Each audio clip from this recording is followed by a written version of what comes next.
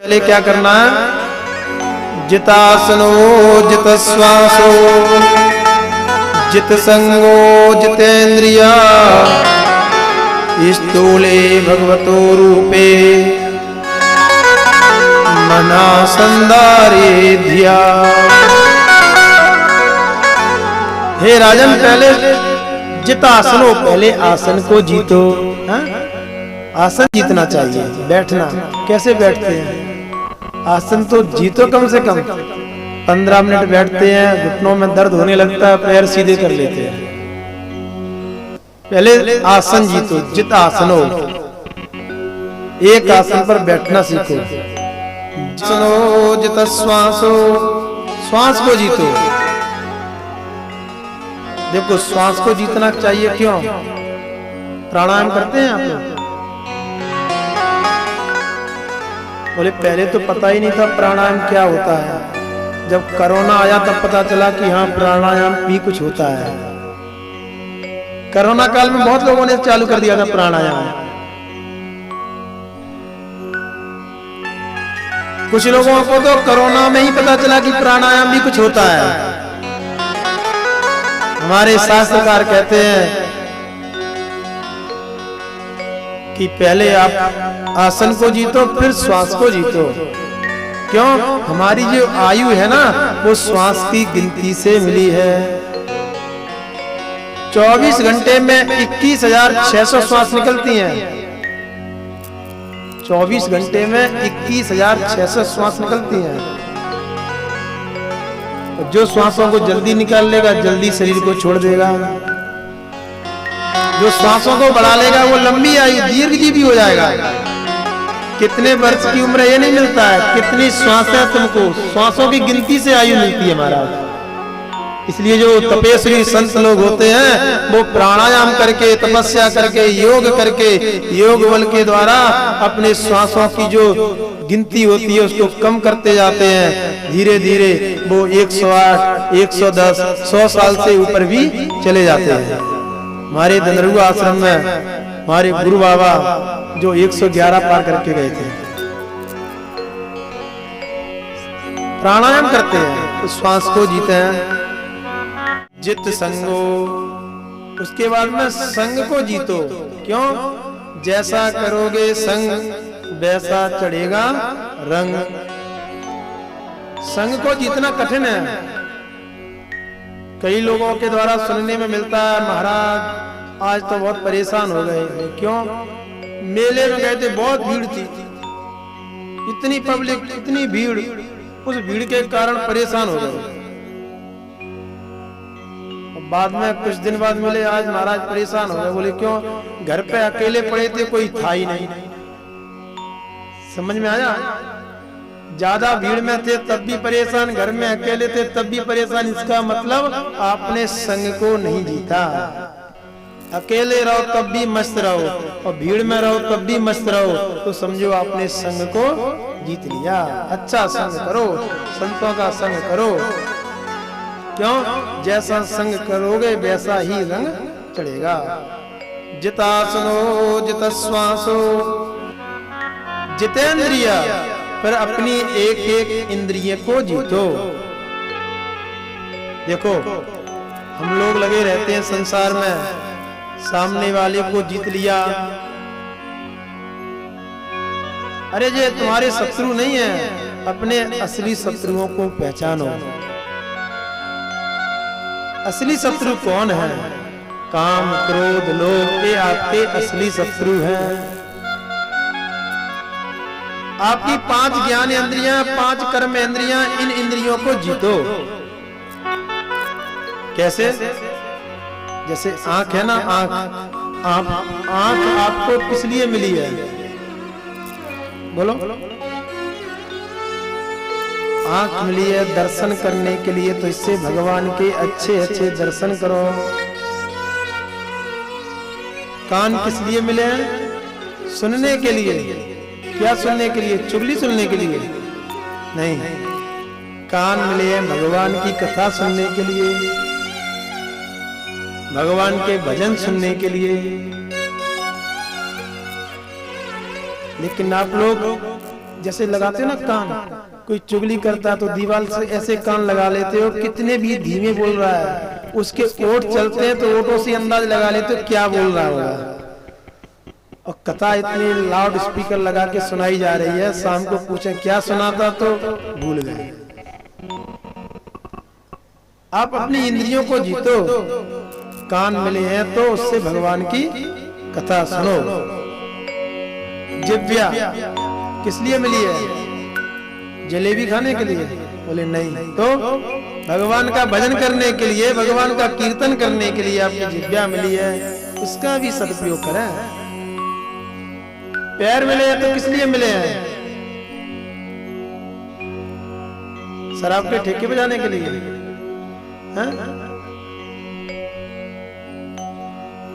प्रत्येक इंद्रिय का सदुपयोग करो। पैर मिले हैं आपको तो भगवान के मंदिर में दर्शन करने के लिए, तीर्थ यात्रा करने के लिए। और हाथ किस लिए मिले हैं? दान करने के लिए, परोपकार करने के लिए, भगवान के कीर्तन में ताली बजाने के लिए। तो इन इंद्रियों का सदुपयोग करें, अपने इंद्रियों को जीतें। जब भी आपकी कोई भी इंद्री गलत जगह पर जाती है तो उसको रोकें। क्यों? इंद्रियों को चलाने वाला मन है, और आप इंद्रियों के हिसाब से जाओगे तो मन भी आपका वहीं जाएगा, तो आप गलत रास्ते पर चले जाओगे। जैसे आंख ने देखा तो मन हुआ जाने का, तो उस समय आपको देखना है कि क्या देख रहा है आप।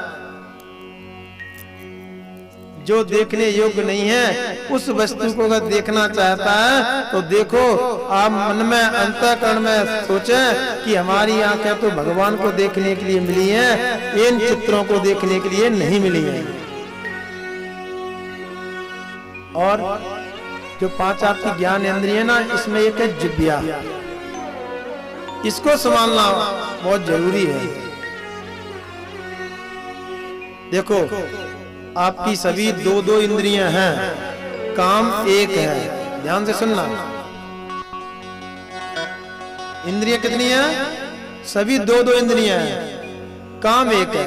आंखें कितनी हैं? आप लोग बोलोगे नहीं तो आनंद नहीं आएगा। हाँ, जो बोलते नहीं वो पीछे बैठा करें, और जो बोलते हैं वो आगे बैठा करें। आपकी आंखें कितनी हैं? 2। काम क्या है? 1, देखना। और कान कितने हैं? काम क्या है? 1, केवल सुनना। नासिका के 2 छिद्र हैं, काम 1 है सूंघना। पैर 2 हैं, काम 1 है चलना। सभी आपकी 2-2 इंद्रियां, विकल्प दिया भगवान ने, काम एक ही है। लेकिन जिह्वा है ना, जीव एक है, इसके काम 2 है, इस पर ज्यादा लोड है। जीव एक और काम 2, कौन कौन से भैया? कि जीव एक है, काम 2 है। बोले क्या? बोलना और स्वाद लेना। और यही संसार की सबसे बड़ी विडंबना है। यहीं पर झगड़े, कलेश सब इसी कारण होते हैं। क्यों? लोग सोच करके नहीं बोलते हैं, कुछ भी बोल देते हैं। ऐसी वाणी बोलिए मन को आपा खोए, और निको शीतल करे आपन शीतल होए। अरे सामने वाले से बोलने से पहले सोचो कि ये शब्द सामने वाला हमको बोलेगा तो मुझे कैसा लगेगा। बस इतना विचार कर लो। कभी भी बोलने से पहले इतना सोचो, सामने वाले को जो शब्द मैं बोल रहा हूँ, सामने वाले ने अगर मुझसे बोल दिया तो मुझे कैसा लगेगा। इतना विचार करना आ गया तो आपका पूरा भजन हो गया। और दूसरा काम क्या? जीव का स्वाद लेना। पता नहीं लोग स्वाद लेने के चक्कर में क्या क्या खा जाते हैं। खाने वाली चीज खाओ ठीक है, नहीं खाने वाली भी चीज खाते हैं, कुछ भी खाते रहते हैं। अरे मानव शरीर कुछ भी खाने के लिए नहीं मिला है।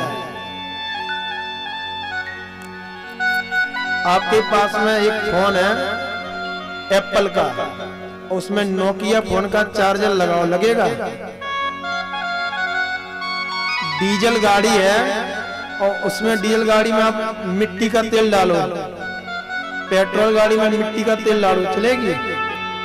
गाड़ी तो लोहे की, उसे क्या पता, डाल दो, चलेगी, लेकिन उसका इंजन खराब हो जाएगा। ऐसे ही मानव शरीर किस लिए मिला है? बोले शाकाहार के लिए। तो इसमें तुम उल्टा सीधा मांसाहार कुछ भी आने दो तो गाड़ी चलेगी? गाड़ी खराब हो जाएगी। शाकाहार के लिए मिला ये शरीर, कैसे पहचानोगे?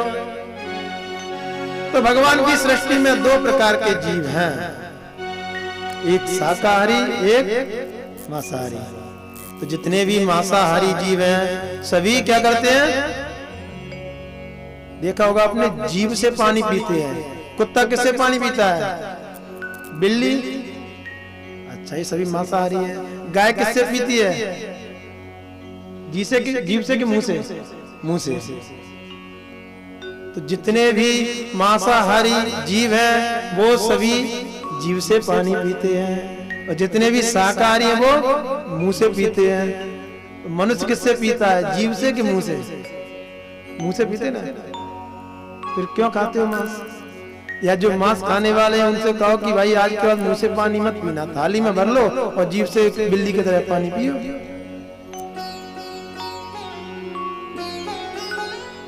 जिस चीज के लिए आपका जो शरीर बना है उसी का उपयोग करें, नहीं तो स्थिति खराब हो जाएगी। तो अपनी इंद्रियों को बस में रखें।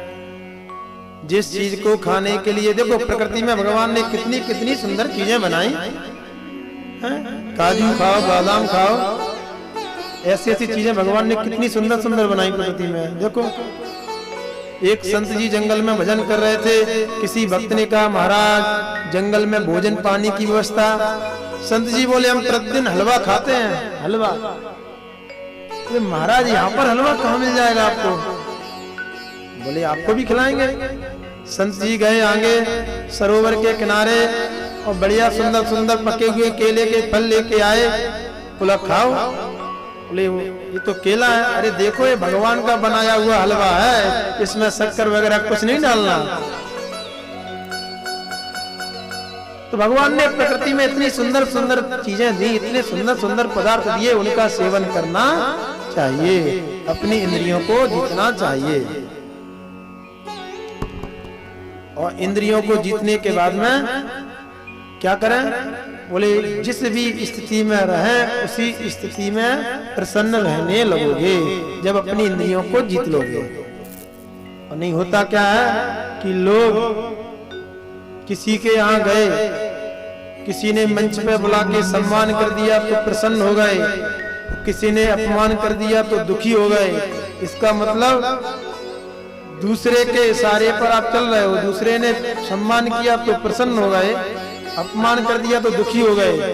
तो पराधीन हो, और पराधीन सपने सुख नाई, उस व्यक्ति को सपने में भी सुख नहीं मिल सकता।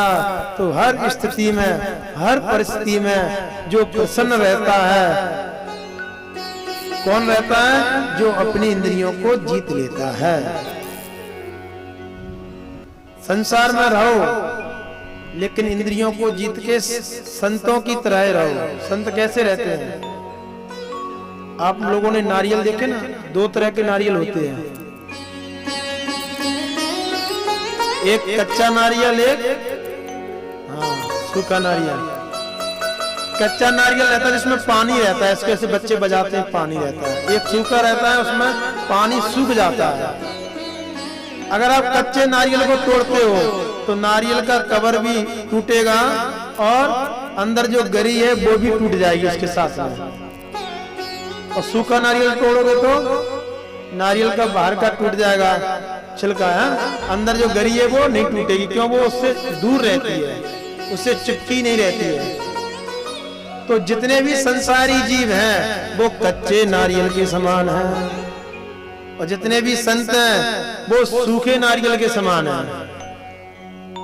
गरी दोनों नारियल में, गरी नारियल के अंदर है लेकिन सूखा नारियल टूटने पर गरीब पर कोई असर नहीं पड़ता। ऐसे ही संत लोग हैं, संसार में कोई भी चला जाए उन पर कोई असर नहीं पड़ता। और जो कच्चा नारियल है ना, तो नारियल टूटता है तो गरीबी टूट जाती है। तो संसारी जीव क्या है, कच्चे नारियल के समान। संसार में कुछ घटता है तो वो दुखी हो जाते हैं, क्यों? वो संसार से चिपके हैं। संसार में रहो लेकिन संसार से चिपको नहीं, सूखे नारियल की तरह रहो, तो आपको संसार में कोई दुखी नहीं कर सकता। और इस प्रकार